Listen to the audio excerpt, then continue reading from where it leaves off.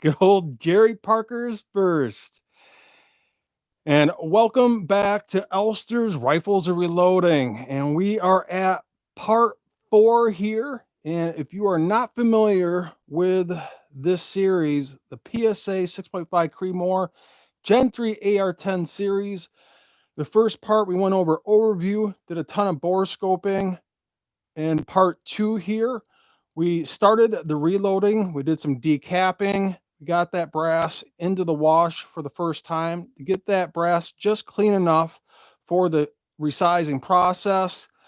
Last night in part 3, we did some annealing using the Elfster 1.0 annealer.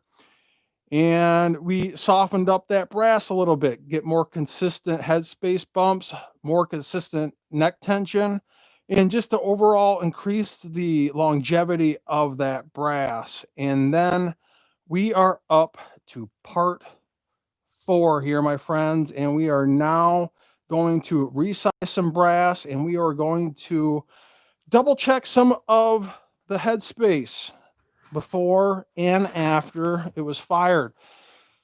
And in my opinion, and I've said this before and I'll say this again, I personally don't use case gauges. I use bump gauges that you clamp on your calipers, and you read that headspace of that fire, the brass or ammunition, factory ammunition, before it was fired and after it was fired, to see how much that brass had to expand to seal off in that chamber. And keep in mind, that brass does bounce back just ever so slightly, maybe a thousandth of an inch or so, if that. It has to bounce back a little bit in order for it to eject, otherwise it's going to get stuck in the chamber.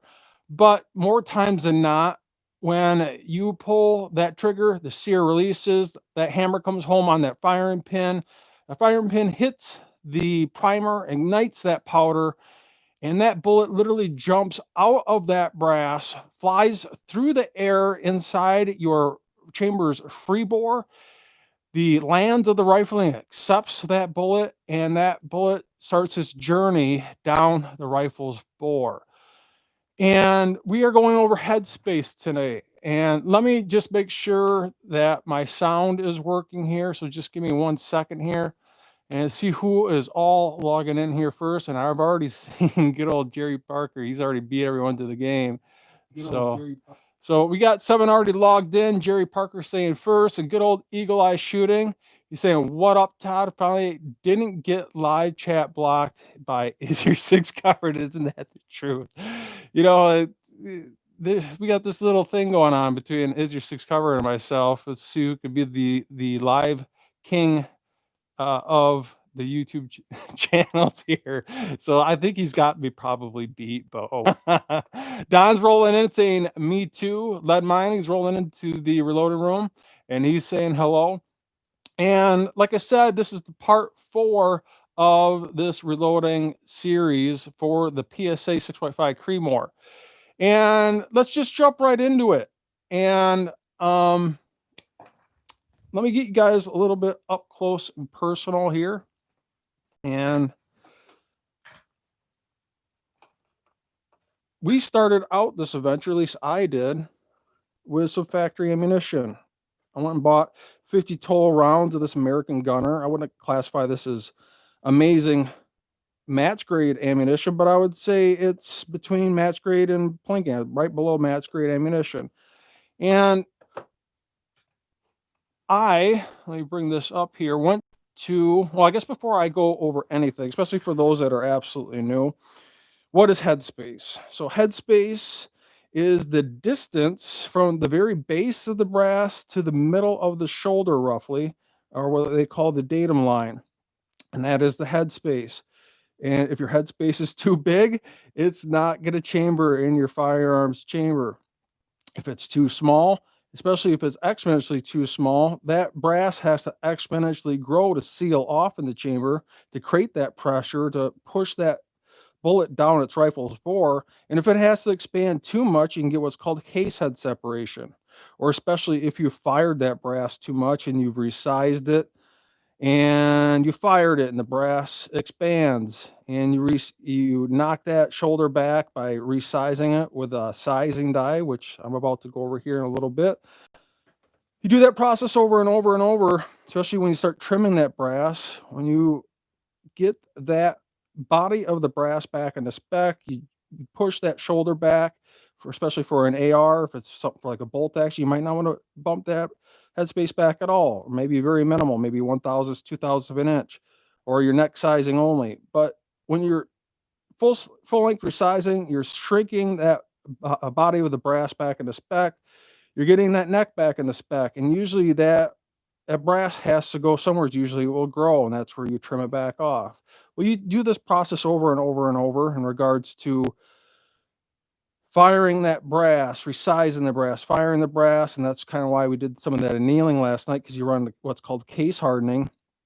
But that brass will continually grow when you, especially when you full length resize this in comparison to neck sizing only, and you'll trim it off, and you go back over that process again. You trim off a little bit more, and eventually the the walls of that brass will get super thin. Usually it's right around here. If you fired it too much, you're not paying attention to that, and you usually test that with a paper clip. You could actually take a paper clip and you can straighten it out, and you can bend it something like this configuration here. You can put a little of a bend at the end of it, and you can actually insert this into the brass, and you can scrape the inside of that brass. You feel any indentation or shallowness here, it's a good sign you might be running into what's called case head separation, where you have fired this brass, you resize it, put it back in the spec. When you resize it, that brass has a tendency to grow. That brass has to go somewhere, so it can't just disappear.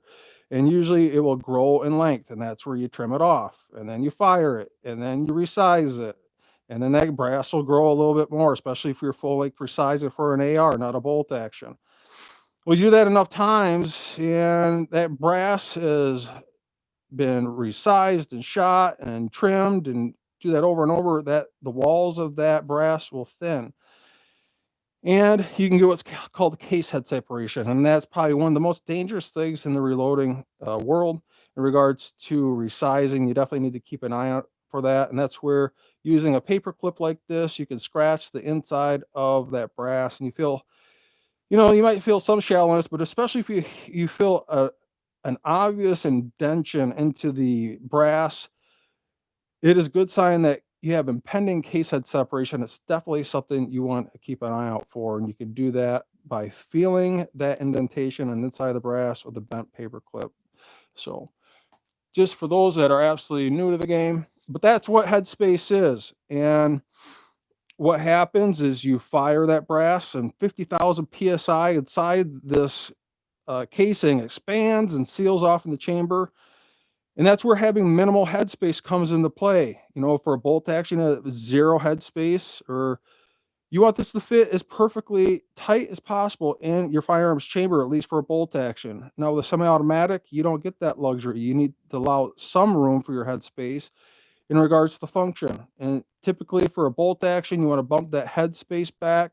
You fire it, the headspace grows and seals off in the chamber, and what's called fire forming. That brass fire forms in the rifle's chamber, and you usually will bump that next to nothing, or maybe 1/1000th of an inch for a bolt action, or you might bump it a little bit more for general function purposes, maybe 3/1000ths. I recommend not going over 3,000, but I know a lot of guys go 3/1000ths to 5/1000ths of an inch of headspace bump using your bump gauges, and that's where this comes into play.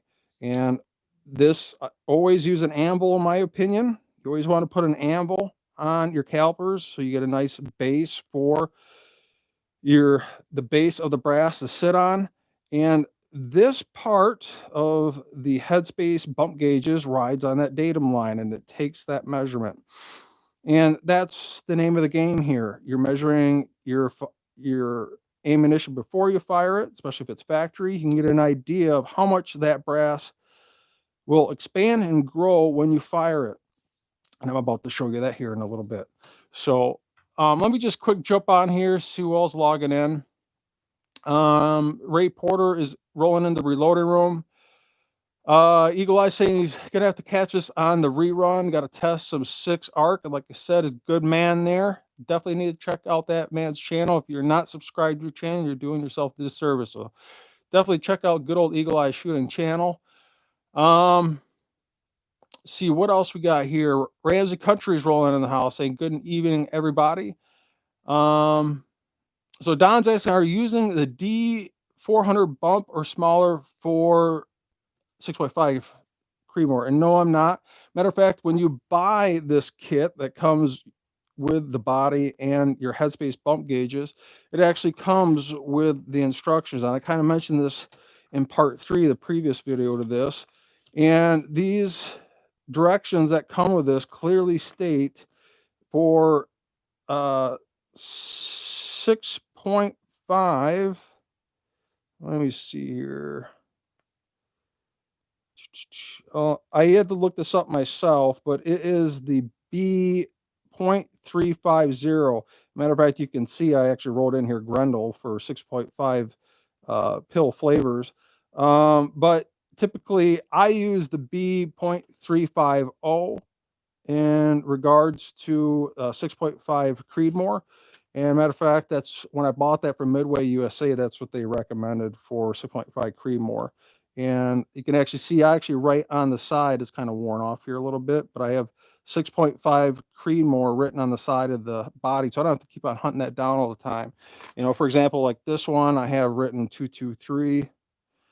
Some of these other ones are kind of worn off a little bit. This is 7.62 or 308. So they have different inserts if you're absolutely new to the game. Different inserts that insert into the main Headspace, the main body itself, which also uses bullet comparators. So you can actually check for bullet jumps using a bullet comparator if you're absolutely new, and that's eventually coming up here in this part of the series. But right now we're just concentrating on Headspace, and that's where this comes into play. Now, when I first got this factory ammunition, this American Gunner, let me back this up a little bit here for those guys that are absolutely new to the game.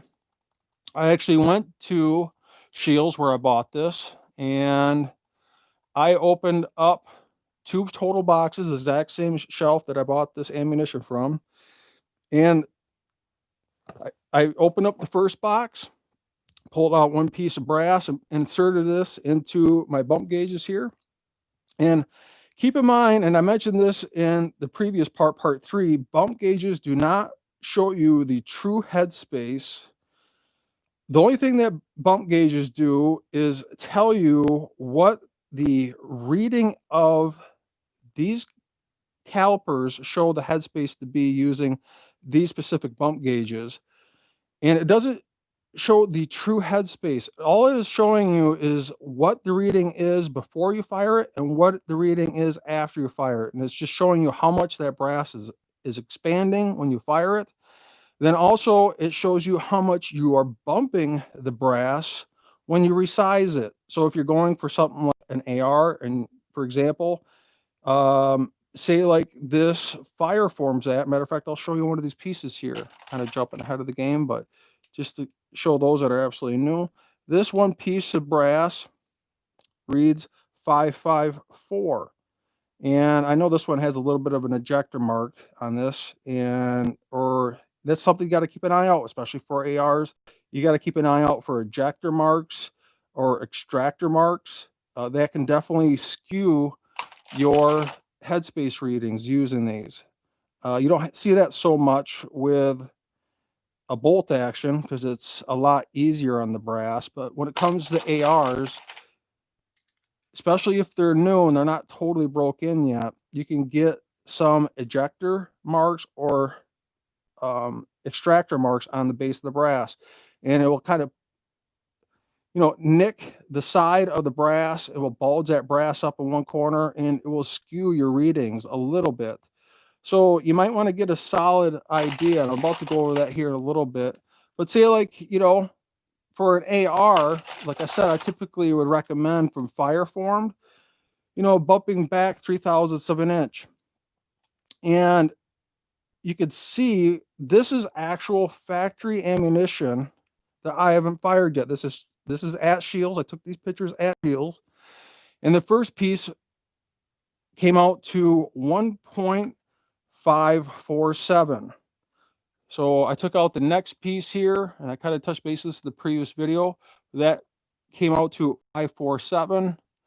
This is what's reading on the datum line, like I just explained here for your headspace. It's the distance from the base of the brass to the datum line. This one was 545, so 0.02 of an inch discrepancy there.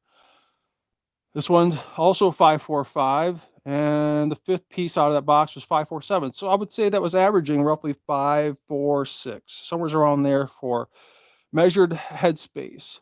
So I opened up the next box just to make sure it was consistent. This first piece was 546. Next piece is 547. The next piece, 546. Next piece is 546. And the fifth piece out of the second box is 545. So I would say on average, these bump gauges are reading the headspace at, and I'm going to write this on this paper here, 1.546 for factory. So factory, I'm going to write that on here. So factory. And in regards to the actual brass was fired out of that PSA 6.5 Creedmoor, let's measure an assortment here. So now keep in mind some of these pieces of brass, because this firearm is completely new, and usually you might see this right out of the gate with a brand new firearm until those ejector springs wear in a little bit, the extractor kind of settles down. You'll notice this typically with more inexpensive firearms, especially new firearms, until they break in. You might see, especially on ARs, not so much with the bolt action, but you might see some ejector marks or extractor marks on the base of the brass, and that can definitely skew your true headspace reading. But this one's, we'll just say 1.552. Let's grab another piece here. This one's 5515, so 552. And we're gonna just get an idea of what the headspace is averaging. Now, this one, make sure I'm zeroed out here. This one here is pretty extreme. It's not even remotely close. It's 556. But I can't really show this so well on here because this is a live feed and I can't focus. But I can see somewhat of an extractor mark here. And I wish I could focus in for you guys, but you're going to take my word for it. There's somewhat of an extractor mark on here. And I could tell it's somewhat skewing this headspace reading. So that's something you definitely need to keep in mind in regards to AR rifles, semi-automatics. Some of these firearms that are semi-automatics are massively harsh on the brass, especially when it ejects it. And this one's 553. Let's do about 3 more here. So this one here is also 555, but I can actually feel, I can literally see the edge of this brass. It's kind of pulled up a little bit and I can actually pull this around and look underneath the rim of the brass, and I can see clear as day there is an extractor mark on there, and it's pulling up on the lip or the side of that brass, and that's skewing that headspace reading by 0.03 of an inch, in my opinion. I just been doing this long enough, I just know. But some of these that are not being beat up so much by the AR, I would say, our fire form headspace is roughly about 1.553. So to give you an idea of how much this brass is expanding from factory, and some of these are measuring down to 545. So you very well could be on the low side, expanding, no joke, 0.08 of an inch, and that is by no means precision whatsoever. Even in the AR world, I recommend bumping that headspace back for fire form about 0.03 of an inch, maybe 0.05 an inch maximum. And this is expanding on the worst case scenario of, in my opinion, about 0.08 of an inch. On the high side, some of this brass was reading from factory before it was fired up to 547. And even still, you're talking 5 thousandths of an inch, and it's somewhat inconsistent. And that's where getting a consistent headspace bump really comes into play in regards to getting accurate ammunition. And that's what I'm hoping to do with this new custom die set, the Hornady die set that I'm about to go over here in a little bit. So, you know, so I would say we were starting at factory at 5, 4, 6, and we just measured all of these, and I would say this is fire forming at 1.553.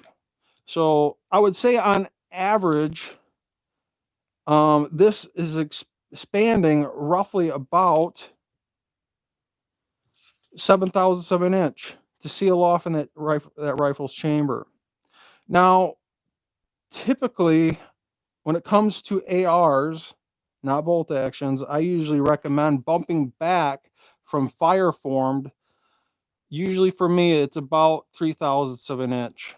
You know, if I'm going for utmost precision, I might squeeze it out to 2 thousandths, but usually it's about 3 thousandths. I know some guys, if you're going for the absolute functional ammunition, not so concerned about precision, you might want to, or if it's hunting ammunition, you might want to go 5 thousandths of an inch just to make sure you don't get any jams in your rifle's chamber. But this is for an AR. If it's something like a bolt action, for a bolt action, you might do nothing or 1 thousandths of an inch from fire form. So if this is your fire form for an AR, you might bump, for me, I'm going to bump this back 3 thousandths of an inch. So I'm going to shoot for a target headspace of a 1.549 to 1.4550. I'm going to try and shoot between those two numbers to keep this consistent. And this is another thing too. When brass has to expand this much, sometimes it doesn't expand consistently. And you might have to do a minimal bump back from fire formed. Say like we're going to bump this back to 1.550. And this should expand up about 3 thousandths an inch back to 1.553. And it might expand a little bit more because it doesn't have to expand that far. And sometimes when brass has to exponentially expand, you might have to fire it numerous times to find out what the true headspace is. And that's something you really need to keep an eye on. And like I said, with ARs, you really need to keep an eye on ejector marks. You'll clearly see a circle ring around the edge of the base. That would be considered an ejector mark or an extractor mark, which this has. I could definitely see that extractor mark on some of these where the headspace, in my opinion, was kind of high. Let me grab another one here. So, you know, I would say this is probably where it truly is because this doesn't have much of an extractor mark on it. But some of these that are reading 555, 5, like this one here, I mean, I can clearly see clear as day right there. And I wish this could zoom in, but you could, there is an extractor mark right here that's kind of pulling up on the lip of this. And that can skew your headspace readings and can also somewhat skew your actual headspace bumps when time comes to resize it. So I hope that clarifies that for some of you guys that are absolutely new to the game. And I did check out some other ammunition other than this American Gunner here. And I kind of mentioned this yesterday in part 3, but we checked out some American Eagle here. And I took out one piece and that came out to 548 using my bump gauges, not your bump gauges. Your bump gauges actually might read a little bit different. It might not read 548. It'll be really close. It could be 547, it could be 549. All these do is tell you what these calipers are reading before and after it's shot and how much you're bumping it back from fire form, and that's it. So keep that in mind. So I pulled out another piece here out of the same box, and that was pretty consistent, 548. And this Federal Fusion, believe it or not, was 550. So literally 5 thousandths of an inch over some of these that came out of the American Gunner. So remember in the American Gunner, this is reading 1.545. So literally 5,000ths of an inch difference. That's a pretty big darn difference. And if you have a pretty tight chamber and you try feeding this ammunition in that firearms chamber, there is a chance, if it's ultra tight chamber, and I've seen it before, this ammunition might not work for you. It might get stuck in your firearms chamber because it's, and I didn't check just one. That's the first piece out of the box, and I took out the next piece, and it read the exact same measurement. So if I bought this ammunition and put this in my firearm, it would only expand 3,000ths of an inch. So that's how these work. And I've said this before, and I'll say it again. I don't resize for a case gauge. I resize for my firearms chamber. I got some nozzler here. I pulled out one piece here that read out to 548 and 547. So I would say on average across the spectrum on this factory ammunition, that I would say most of the Headspace using my Headspace bump gauges are reading this at roughly, I would say 547. And my goal, at least tonight, is to bump back that fire brass here that is roughly 552 to 553 if it doesn't have massive ejector marks, and I'm going to bump that back to 549 to 550 between those two numbers. If I can get every single piece at 5495, that is what's called consistent headspace bumps and consistent resizing. So now I did purchase a whole new set of dies here. I do have retting dies that I use for my 6.5 RPR.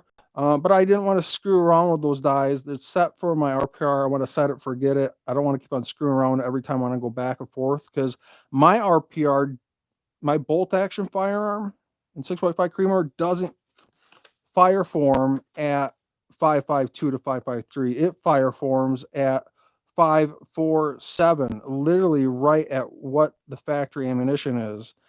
Because it is a Krieger barrel, was made at Krieger, and it has an ultra tight chamber. So I definitely don't want to be keeping on screwing on with this. But what I notice, this die set, $37. And I plan on reloading Hornady ELDs and 140 grain ELD match. Well, these, according to Hornady, they recommend using a specific seating stem. When I bought these dies, I tried to find a seating stem and they didn't have it for sale. I'm like, well, how the heck am I supposed to seat these other than special ordering these online?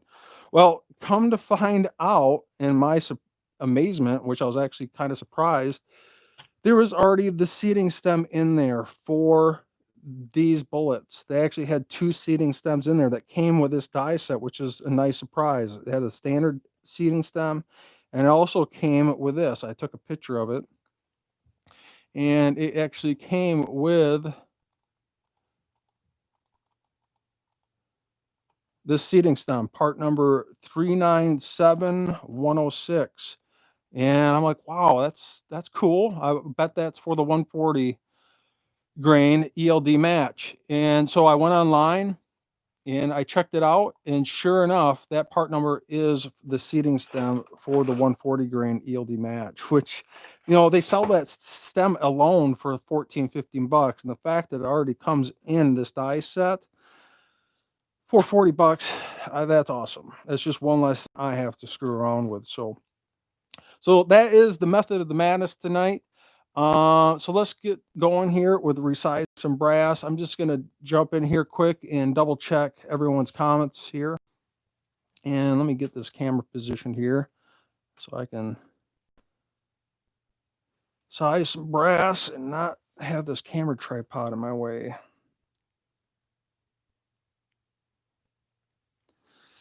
All right. So let me see who else is jumping in here.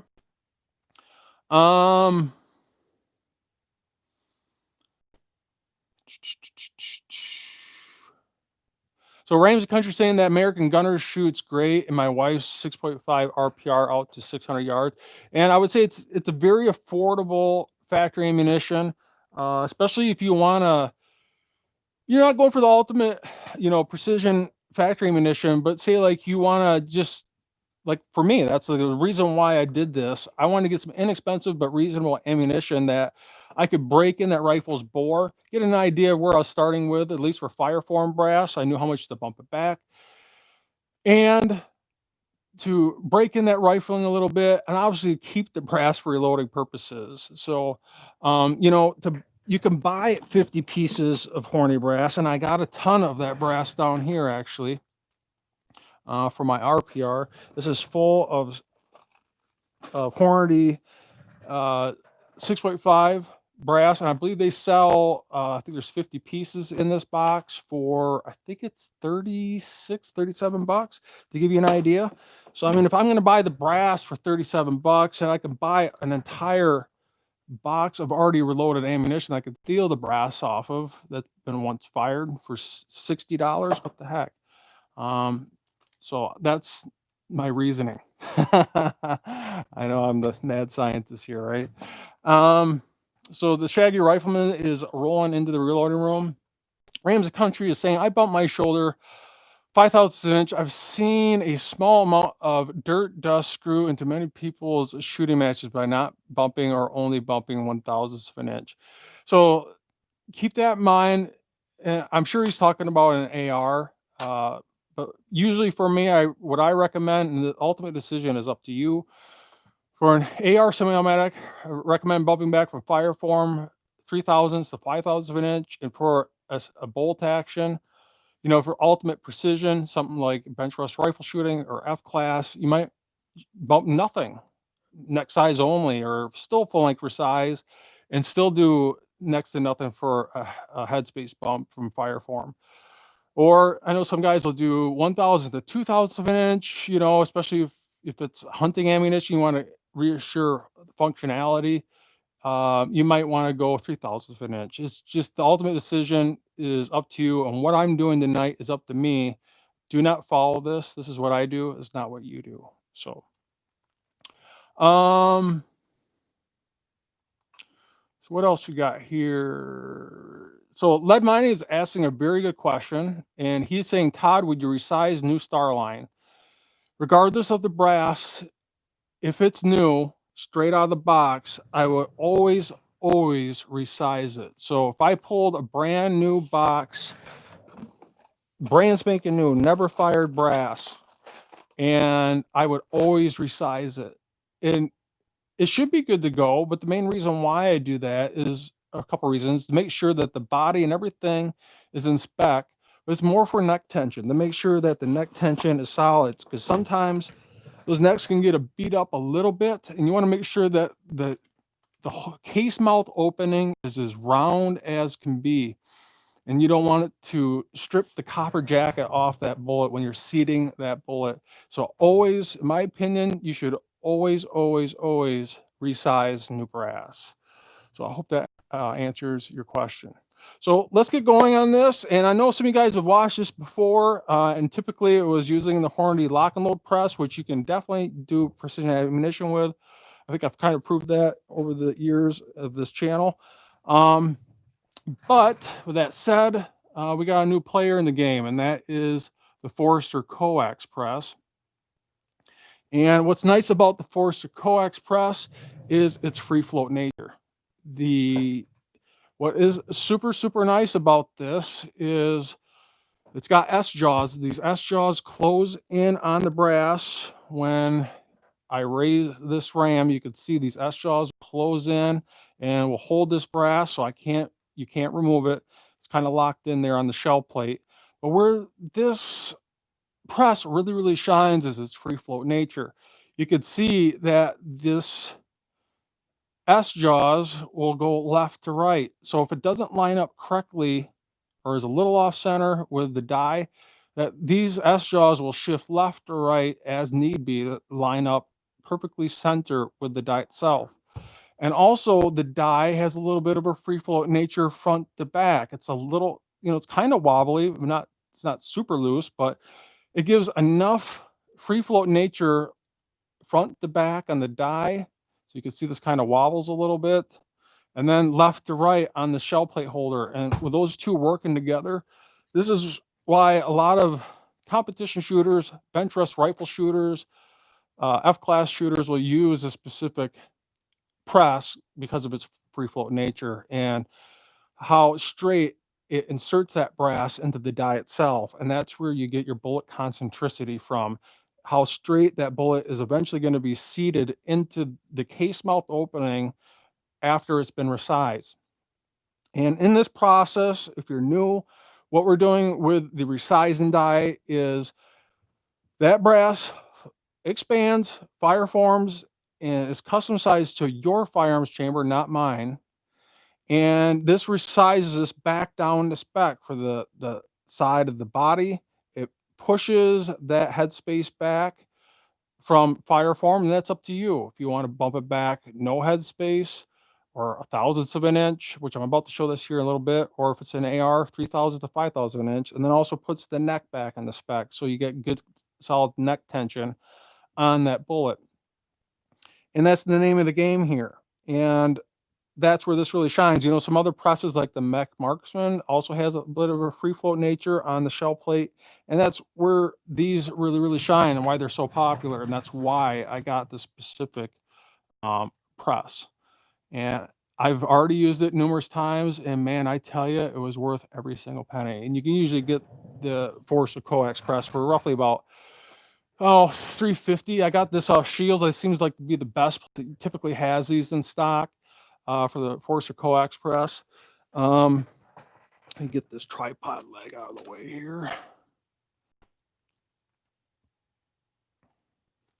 So let's get going here. So first thing we need to do is lube your brass. If you don't lube your brass, you're going to get this brass stuck into the die. And trust me, you don't want to do that. Usually it's kind of a rookie move. And if you kind of showed this before to some of you guys, I've watched my reloading series before, but I know some of you guys are new. If you don't lube your brass, you're going to learn how to use one of these, and that's a stuck case removal tool. And what this does, I know a lot of you guys have seen this before, but like I said, some of you guys are new. What this does is if you don't lube your brass properly, you're going to have to manually yank that brass back out of your die because you didn't lube it, and it will get stuck in the die. And what this does is you literally drill out, if this gets stuck in the die, you're going to drill out the bottom of the brass, creating obviously a hole. You're going to tap that hole, this tap, and you are going to, at least with this particular stuck case removal tool, is you're going to put this on the die. This will screw into that tap hole that you just made, and it will forcibly yank that brass back out of the die if you don't lube that brass. So make sure you do that lubing correctly. Otherwise, you will learn how to use this tool very quickly. And just because you don't have a piece of stuck brass in your die and you're about to purchase your equipment, you're going to want to buy this right out of the gate, because I guarantee even seasoned veterans will forget once in a blue moon to lube or correctly lube their brass, and we'll need this eventually. So if you're buying your equipment, you're definitely going to want to purchase that. And if you actually check out the description box below the video, I have literally, well, not literally, but most, I should say, most of the equipment that I use in my reloading room. I got my links down there, and they are affiliate links. It costs nothing to you if you do click on those links and make a purchase. I just want to be honest with you guys, but they are my Amazon affiliate links, and I do get a little bit of a kickback, but that does help my channel. So if you're curious of what I use, those links are down there for you guys to make it easy for you. So let's get this lubed up. I usually just use a popcorn bowl. So I got a popcorn bowl here. It just happens to fit perfectly in my bad brass bin. And what I like to do is I get that brass that's been fire formed. I put it in my popcorn bowl here. And personally, what I like to do is use one-shot case lube. And get better viewing here for you guys. So one-shot case lube, make sure you shake this up really good before you use it. You want to shake this up for a little bit. I know some guys, like, is your 6 covered? They're really good at this. They are experts at this motion. So, next thing is Imperial Case Wax. If you are not rocking Imperial Case Wax, in my opinion, you're doing it wrong. So make sure you got Imperial Case Wax. Typically, what I like to do here is I will get not a huge amount, and let me show you as best as I can here. Something like this. So I'll get just a little bit, nice dab of Imperial Case Wax on the tip of my finger, and I will smear that across my hand here, and I'll actually spray this down, and I'll spray down the brass, and then I'll work that Imperial Case Wax in.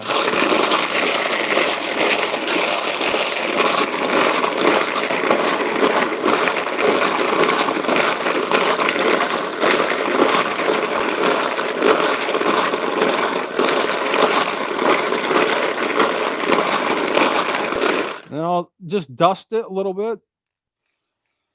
I'll keep on working it.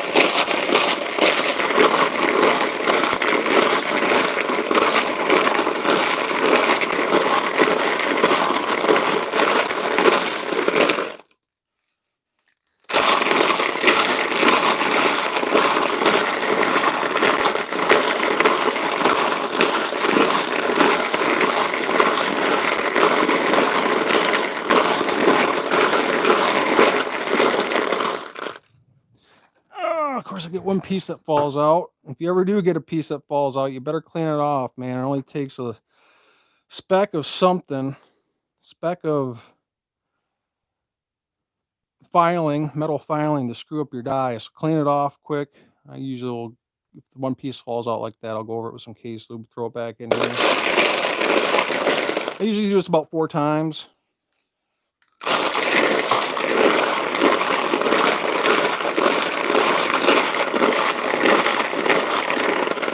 Until you get a nice, even, consistent covering of this Hornady one shot along with that little dab of Imperial Case Wax. And like I said, every reloader should have this in their reloader room. So I'm going to check out some of these pieces, and they seem to be all consistently covered with case lube. So I'm going to let that sit for a little bit. You should never resize this right out of the gate. And if you want to speed it up, you can take a air hose. So you can take an air hose, kind of hit this up. I don't think I have any pressure in here.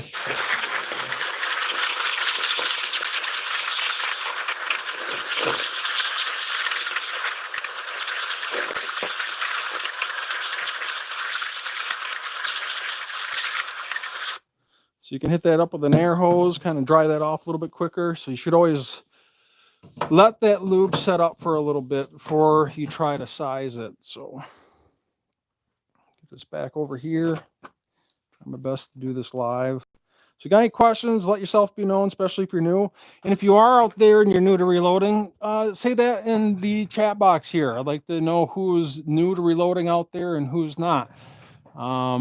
This gives me an idea of where some of you guys are starting. So, all right. So, is your 6 car thing? You woke me up when I heard my name, man. Got to be that way, don't you, Rick? All right. So, let's get going here. So I'm going to grab one piece of brass here, and I'm going to try and get something here. Oh, first things first, before I go over this, you should always double check to make sure that the battery in your calipers is always reading true. And I have this one piece of brass. I keep this around my reloading room. I know a lot of you guys have seen this before, but I know for a fact that this one piece of 223 brass is exactly 1.750 inches long. Before I do any measurements, I always double check to make sure that my calipers are reading true. So I'm going to zero this out on the anvil, and we're going to make sure that my calipers are reading true, and it is right on the money there. So 1.750. So I feel very confident that I'm getting an accurate reading. And Drew Bradley is jumping in the reloading chat room here saying pretty new to reloading. It's nice to have you along, my friend. So hopefully we can all learn together and spread honest knowledge to the next generation. So that's what this is really all about. This is why I do this. So I'm gonna get this headspace gauge back on here. Get this clamp back on. You want to try not to get too much lube on your calipers, especially this part of your calipers. So we're going to make sure that this is zeroed back out. So I got this zero back out here. And we're going to take our first piece of brass here. And this is coming out to 551. And some of this brass I don't think is fully expanding. You know, this is 553. Grab some of these here. Some of these pieces of brass that I know we're starting out at 545, they're probably not fully expanding, but some of these are outrageous, 555. And we're probably not going to know what the true headspace is until we get into the next second firing of this brass. And this one has an ejector mark on it. I can see it clear as day. It's kind of a skewed headspace reading, 555. So I think I'm going to take this one piece of brass, and typically, at least for me, I like to condition the die. I like to condition that die. Let me see if I can get you guys a little bit better here.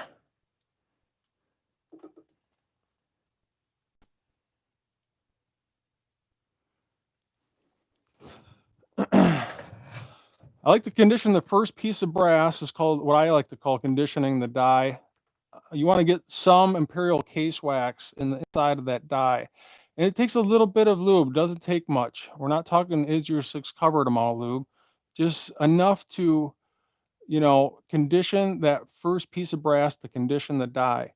And let's remember, this one is reading at 555, 1.555. And my target headspace is 1.549 to 1.550.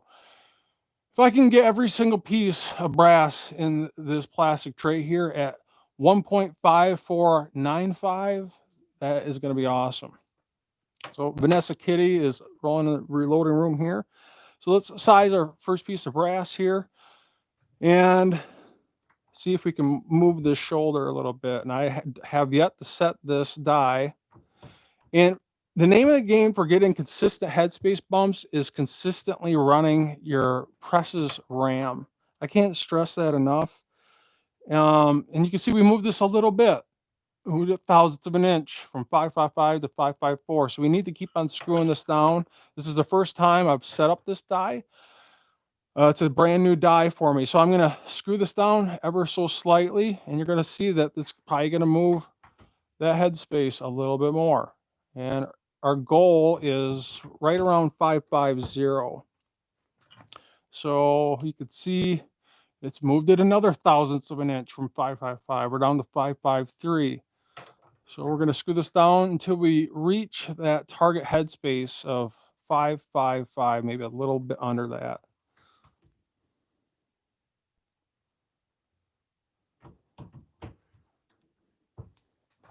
And then once we have this set, I can set it and forget it. Now you can see I'm getting really close. I'm at 5.5. You can see I'm spinning the brass a little bit in the headspace gauge here to get a consistent reading.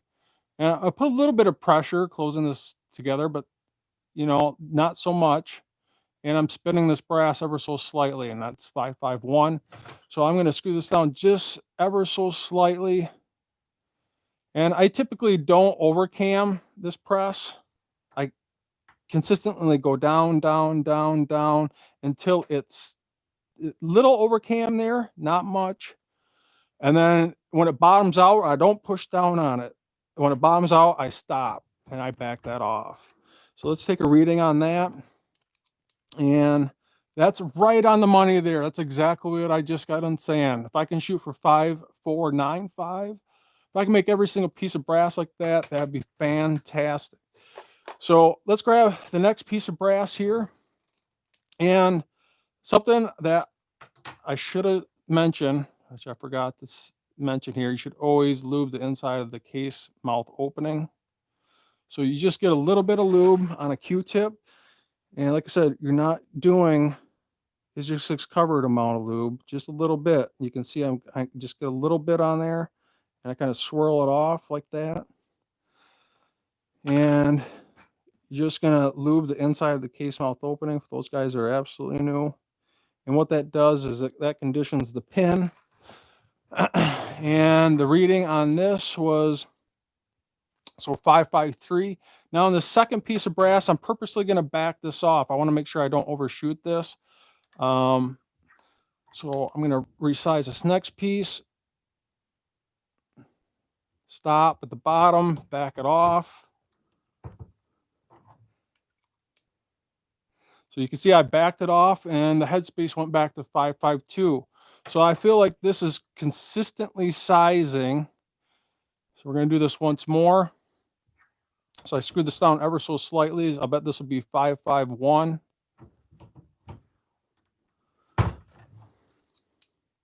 So 5505. So we're getting close to that again. So I'm going to screw this down ever so slightly, not so much. And this should be right at that target size weight. And I'm hoping this will be 5495. And that is exactly what it is, my friends. 5495. So let's put this off to the side here. So this one has a little bit less headspace reading, a 551.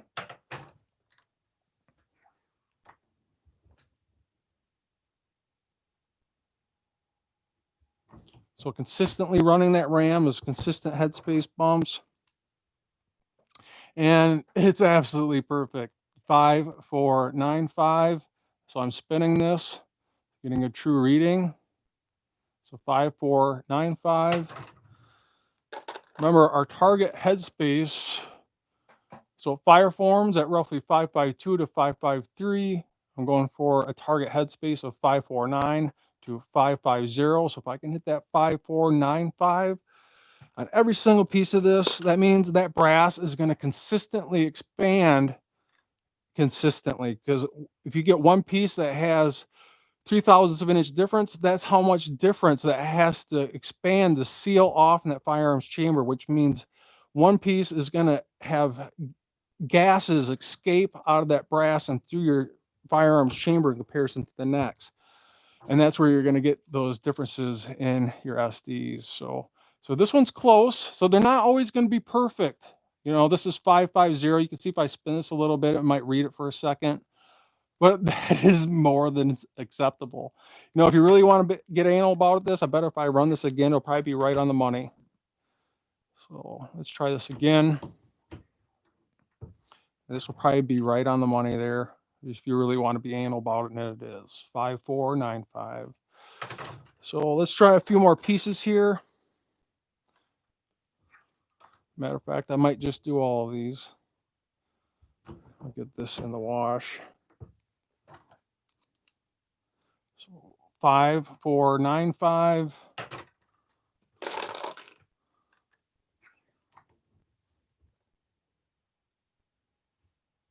So consistently running that ram.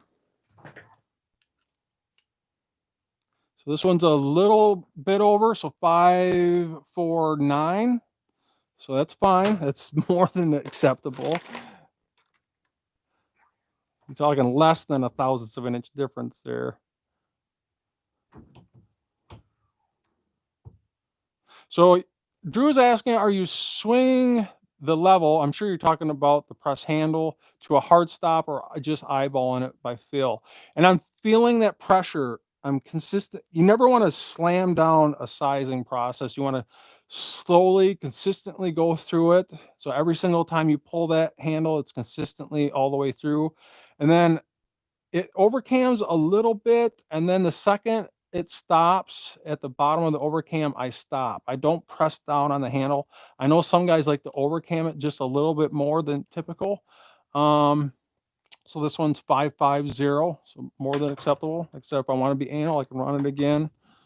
It'll probably be right on the money. but I'm not pressing down on that handle at the bottom of that overcam. So 5495. Now, once you size that brass, you want to baby that brass. The last thing you want to do is dent or nick the case mouth opening. So when you seat that bullet, usually it'll get trimmed off, especially on new brass, or especially in an AR. That brass will get trimmed. But if it doesn't get trimmed, you want to make sure that it doesn't,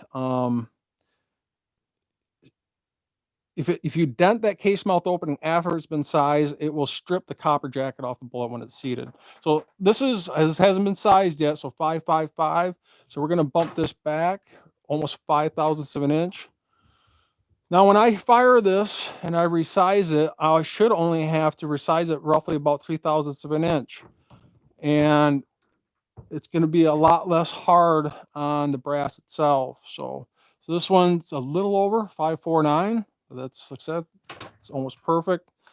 It's less than 1/1000 of an inch difference so far. So I'm going through the motions, It's overcamming just a little bit, top of the overcam, and it bottoms out. And that's where I stop. I don't push down on it. And it's all through feel. It's feeling through the press handle itself. And then usually about every 5495, usually about every, I don't know, about 10th piece, I will lube up the case mouth opening again. So I'll lube up case mouth open and make sure I condition that pin that's in there. And I'm going through the process, going through the overcam, bottom of the overcam, and I stop. I'm not pushing down on it. And it really shouldn't be yanking that back out, but this one's 549. So just give you an example of that. When I'm going through the motions here, coming down on the press handle, consistent, going through overcam, I stop, don't push down on it. And then I'm backing this off slowly, especially when I get back through the neck, I'm not yanking it through. Because if you yank it through too hard, you can actually pull that headspace back out. So 549. And you'll notice if your die, let me get the press handle in here a little bit better. You notice if the headspace starts to grow and you're shooting, say, for 550, and every time you run it, it's rating 551, and all of a sudden it's getting worse. It's like 552.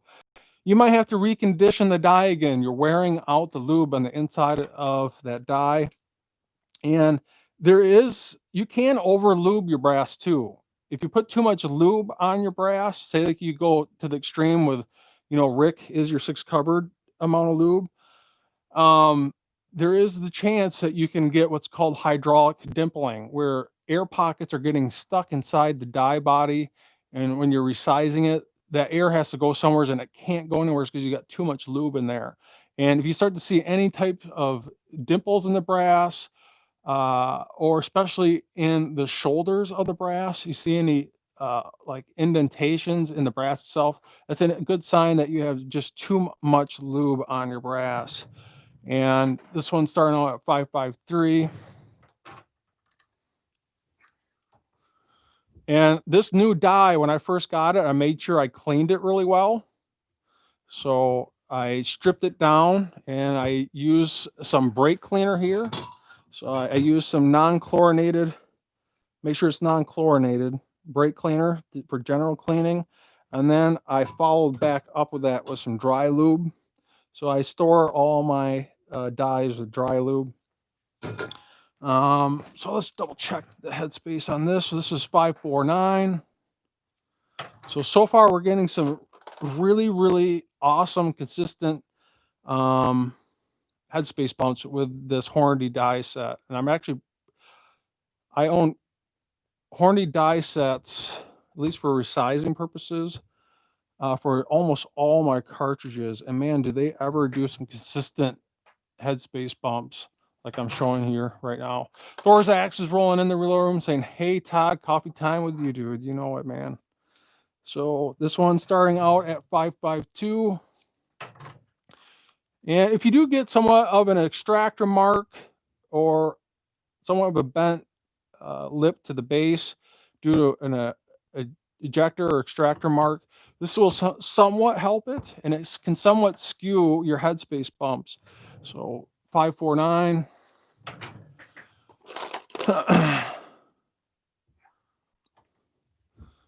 And then if you see your headspace bumps going too far, say like this started reading like 548, that might mean that you're getting too much lube inside the so 549 might be getting too much lube inside your die. So let me get some of this lube off my fingers here.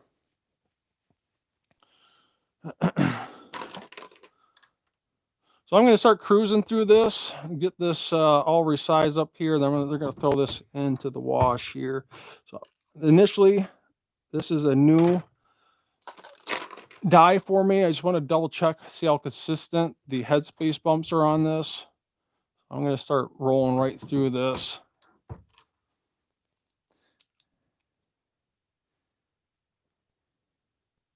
So this one has a severe extractor mark on the bottom. And even though it was resized, wow, I can barely get that on the anvil straight.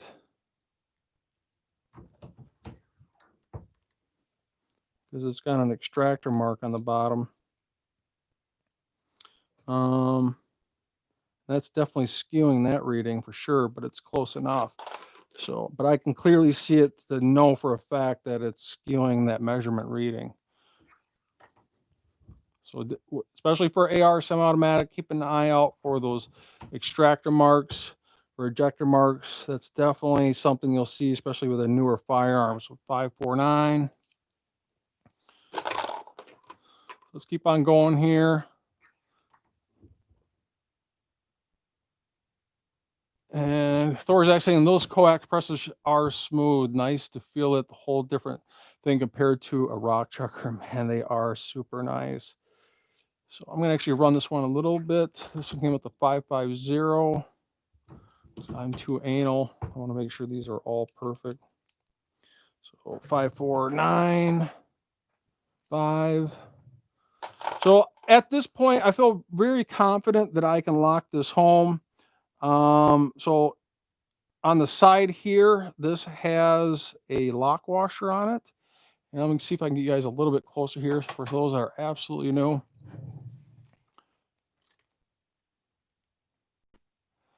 So there is a lock. Trying to move this thing. It's hard to do this with a camera in front of me. I think I got the wrong Allen. Here we go. Got the wrong one here. This one's for the shell plate.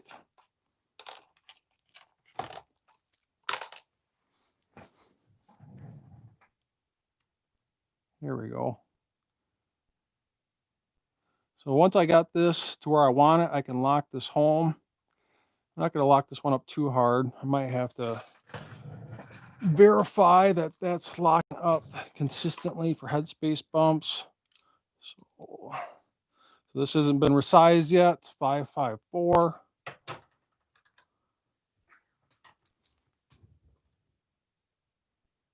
Now this comes up consistent. I'm going to really lock that one home after a couple resizings. So this one might have moved that a little bit. I might have moved that ever so slightly. So I got to be careful when it comes to locking these up. So I'm actually going to untighten this.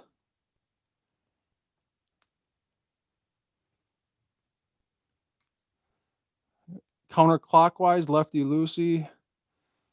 I think I might have bumped that a little bit. Man, it doesn't take much. You know, this isn't an extreme difference. You know, it's 5, 4, 8, 5. But once I get this locked up, I can set it and forget it. Let's double check this one. So this one's 550. Once I get this set to where I want it, I'm going to set it and forget it.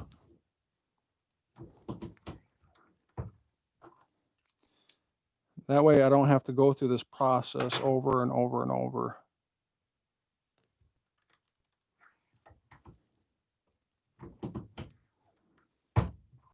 Man, it doesn't take much to bump that. So 549. Let's try one more, and I'll try and lock that back down. So this one's starting out at 552. Wow, this one's tough. I can feel it through the handle. Wow, that one was tough for some reason. So, but it's right on the money, 5495.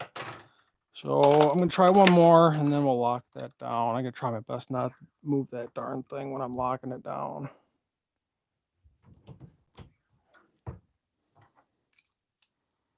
Right on the money there, 5495. So let's lock, I'm gonna try my best again to lock this down without moving it. Man, it doesn't take much.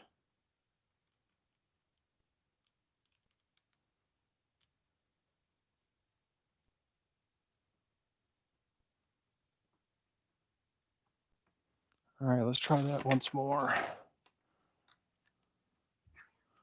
And this press is new to me. I mean, I'm still kind of learning its ways. And man, I moved it once again. Holy smokes, that's 548. So I gotta unloosen this. Man, this is no joke. You can't touch that at all. Let's try that again. Let's back that up. Hopefully I can get this set so I can set it, forget it.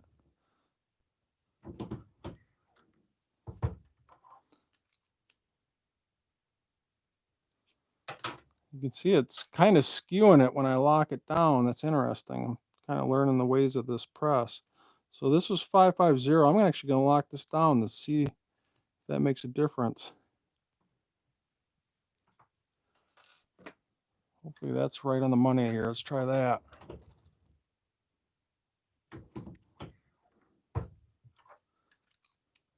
Hey, that's looking better.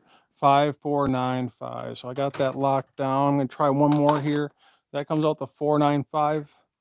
5495. I'm locking that son of a gun home. This will be the eternal headspace bump for this firearm. And it's right on the money there, 5495. So I'm going to carefully remove this.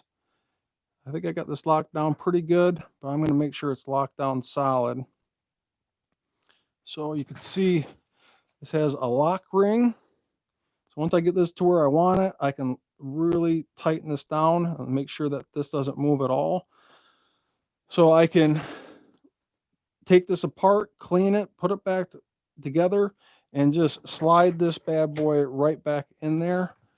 And I never have to go through this process ever again. So let's see how consistent that is. So this starting out at 553.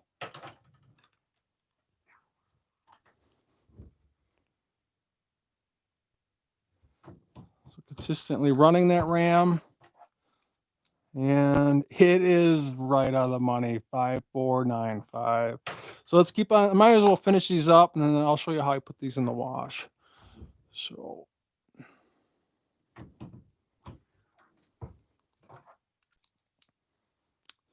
right on the money, 5495 or 548. So that one went a little bit over.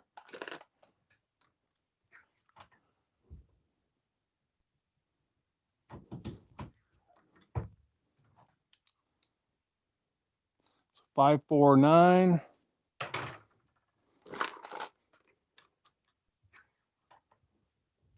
Slowly, slowly overcamming, bottom of overcam, stop, back it off. So 549. So I'm going to move this tripod out of my way a little bit.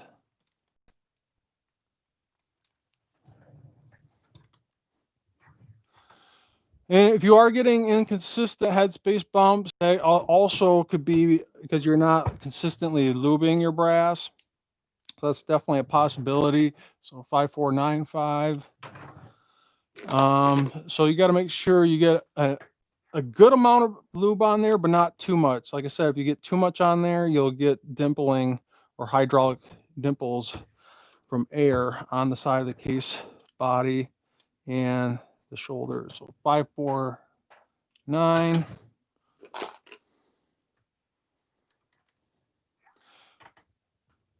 So Ramsey's saying, are you bumping 4/1000ths of an inch? And no, I would say I'm bumping more like 3/1000ths of an inch. So I would say 553, a little over 3/1000ths of an inch, at least initially on this go around. So this one didn't bump all the way back, 550. Let's try running that one again.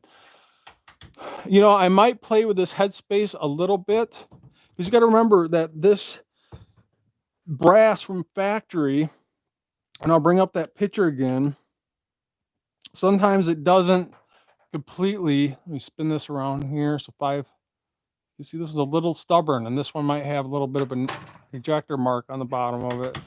But you got to remember that this started out at roughly 5, there you go, that's right on the money there, 549.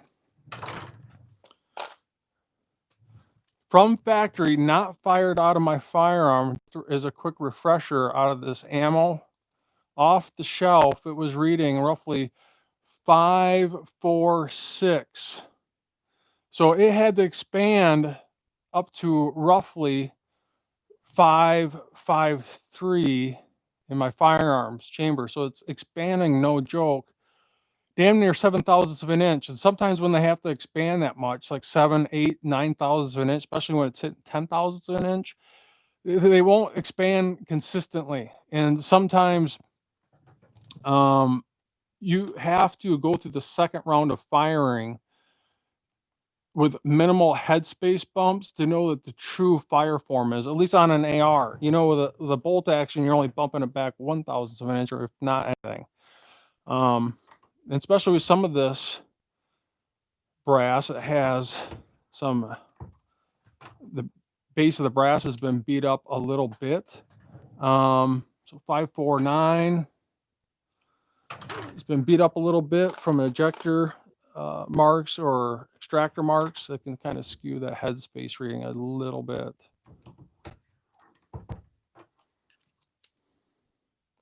So that's 549. Let me get your chat box back up here. So Todd's asking, did you remove the travel limiting device? So yes, at least for this 6.5 I did. I usually use that on like pistol or 223s. It's kind of hard to get these longer casings in with that travel limiting device. It's more, in my opinion, it's more for you know, 223 or smaller brass, or especially pistol brass is where that's really going to shine. But I do have it. It's right here, and I do use it. But it's more for 223 or smaller brass casings. Usually on these casings that are like 308 or longer, I'm usually not using it. So 55495. So we got only a few more pieces left here, so I'm just going to cruise right through these and get this in the wash here so I can wrap up this part of the series. But just want to show you on every single 50 pieces here some consistent resizing.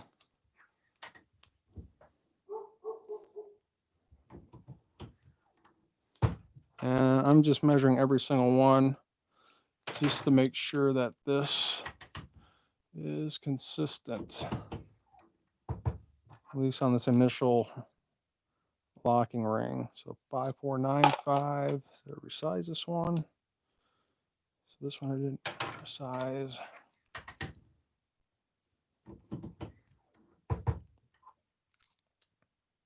So 549.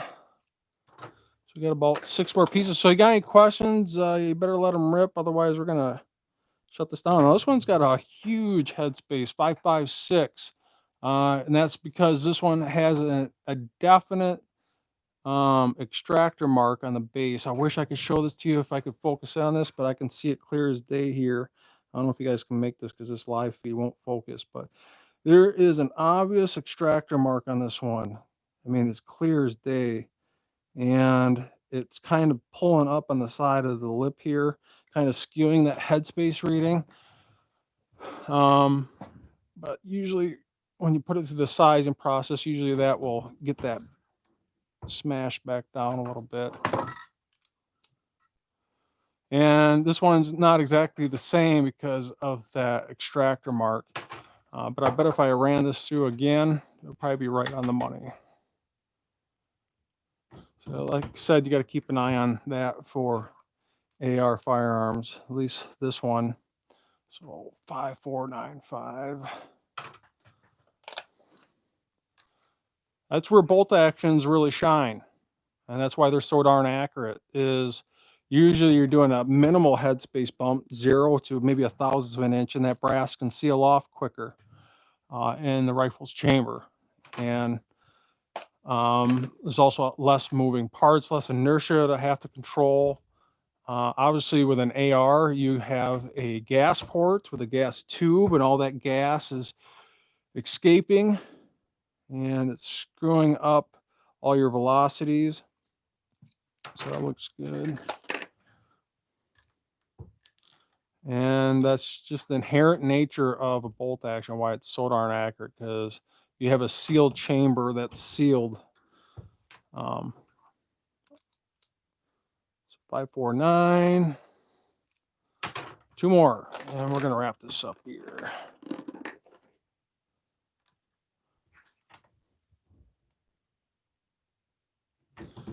So yeah, and your question of the travel limiting device, I definitely use it, especially for smaller brass casings.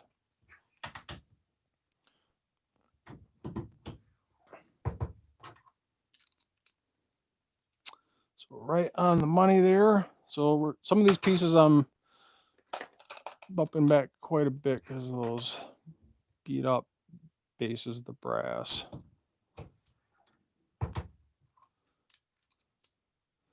And that looks good. All right, so we got our 50 pieces here. And at least for what I like to do, now if you've been watching this series from the start, I use a Frankfurt Arsenal wet tumbler. I actually don't use stainless steel media. I put it away. I'm just sick of dealing with it, especially in the 6.5 Creedmoor. These pins are notorious for that. If you do want to use stainless steel media, I highly recommend using Southern Shine media. With Southern Shine media, you will get some carbon pieces in there initially, and those will eventually rust out. Your water will be a little rusty with that Southern Shine media, but eventually those pieces will rust out, and you'll be left with nothing but pure stainless steel. So now the case mouth openings on this Resize brass are perfectly sized and are perfectly round. And I want to make sure that I don't dent these case mouth openings. So in order to do that, I don't like to dump my brass in an empty container. I like to fill it up with water to cushion that brass as it enters the tumbler. So I'll fill this up about halfway. And I like to get the hottest water I can possibly get out of this before I fill this up. So I'm going to get the hottest water I can until I start to see the steam. And if you don't have a slop sink or a wet sink in your reloading room, you're about to make a reloading room, it's definitely a nice feature to have a sink right in your reloading room, so you don't have to bug the crap out of your wife in the kitchen sink. So I'm gonna wait till this gets steaming hot. Hotter the better. I get it to the point where I can barely touch this water because it's so darn hot, especially with the water heater right next to it. And by the way, they're not hot water heaters, they're water heaters. If the water is already hot, you wouldn't have to heat it. So I'm going to fill this up about halfway, just so when I dump my brass in there, it's dumping in the water, not an empty container, possibly denting case mouth openings. That's about halfway. And what I'm going to do is I'm going to put in a good amount of Dawn. I don't have to overdo it, something like that. And then on the second round of cleaning, in comparison to the first round of cleaning, I like to use 1 tablespoon of Lemmy Shine. something like that. And that solution does a really good job of cleaning those primer pockets and the brass in general without using stainless steel media. So I actually made this funnel for this specific tumbler. I actually have a video showing you how to make that. So I'm going to dump this in.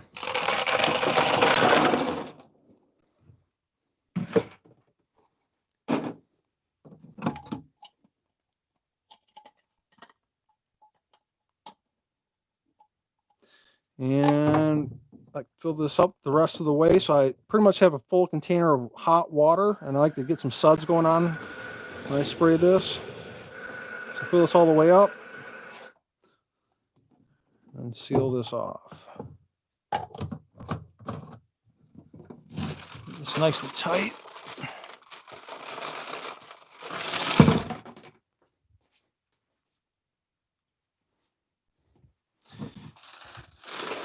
And usually on that first round of cleaning, I usually do a little over an hour. On the second round of cleaning, I'll do about an hour and a half to 2 hours, depending on how clean I want it. If you really want it clean, you got the time, just do 2 hours or so. Otherwise, that is it, my friend. I hope you guys enjoyed this in regards to resizing live, showing you some consistent headspace bumps. And now that this is set, matter of fact, I will show you how I clean my die. So for those that are absolutely new, let's see here. So I'm going to remove this part.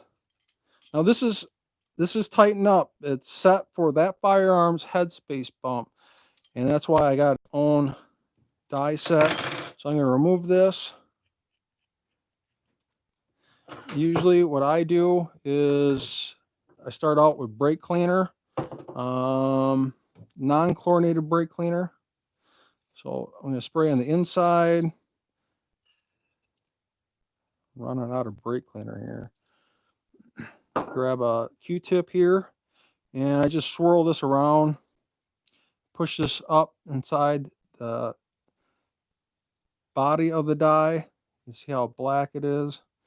So just clean this up with brake cleaner initially.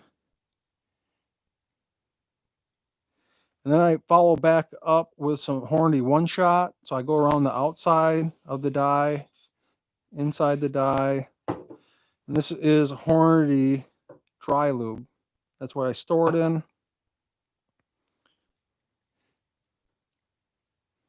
So these are nice and clean. I always clean them right after they're used.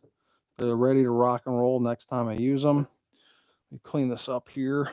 Make sure I clean the stem. Let's clean this up nice and good. So hit this up with some one-shot. Insert this back in.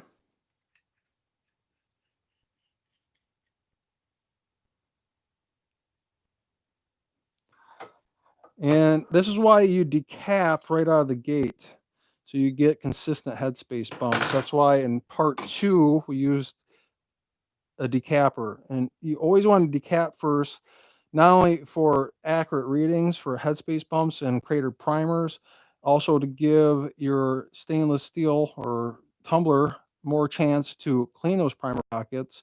But by popping out those primers right out of the gate with a decapper and not doing that process when you're resizing, trust me, you'll get much more consistent headspace bumps. So other trick, I don't know if I got any Ziploc bags up here. I do, thank God. So I am actually this is a new die set. I'm going to grab a marker here, and I am going to put on here 6.5 Creedmoor, Creed, and I'm going to put PSA AR. So I know that this die set is specifically for that firearm. And now also what I'm going to do is I'm going to grab a chunk of cardboard right off the corner of this box of bullets, and I am going to grab my WD-40, and I'm going to put that chunk of cardboard in here. And I'm going to spray that chunk of cardboard down with some WD-40. I'm going to spray around the inside of the bag. And this is how I store my dyes, my friend. You put your dye set in a bag of WD-40 that has a little chunk of cardboard to soak up that WD-40. And I guarantee you, your dyes, no matter how humid your reloading room is, these will never rust. And there you go. All right, so I'm going to get these stored away here. And you're going to notice that I store all my dyes that way. And run out of room. And that's it. So, like I said, if you've got any questions, make yourself known here. I'm going to check over this chat boards. Let's see what we got here. So Thor is actually saying some people think that they are all the rave. Thought I might ask. So Drew's asking, although the brass was lubed and waxed, does your dyes get brass build up? And if so, can you use the solvent that removes the brass from the barrels when followed by the brass? So Drew, I guess I wouldn't worry about any brass residue inside of your dyes. That's pretty rare. I don't think I've ever seen that. And I clean my dyes every single time after every single use. You just watch the process of how I clean them, and they will sparkle like the day that you bought them. And it's really not something I don't think you need to worry about. So hopefully that helps you out. As you're saying, good info for a big luber. That's awesome. All right, so that's it. And I hope you guys learned something, at least in part 4 here, in regards to headspace, doing consistent headspace bumps, how to bump. But this is me reloading. This isn't you reloading. And remember, my headspace gauges or bump gauges will read different than your bump gauges. If you went out and bought the exact same calipers, the exact same bump gauges, and I was to send you a piece of brass that reads 1.555 on these, and I send that piece of brass to you, the exact same setup with yours, it might be a little different. Might not read 1.555. It might be 1.552 or 1.557. These only show you that you are bumping the brass, and that is it. It doesn't show you the true headspace. I just want to make sure you are crystal clear on that. Well, if you guys enjoyed this video, you enjoy my content, especially this live content, do me a favor and I'll continue to do you guys a favor by not only subscribe, like, and share, hit that notification bell. When you do hit notification, make sure you hit notification all. And if you're not getting those notifications, you might want to redo that. You might want to unnotify and re-notify and make sure you hit notification all, because for some reason, some of you guys are not getting those notifications.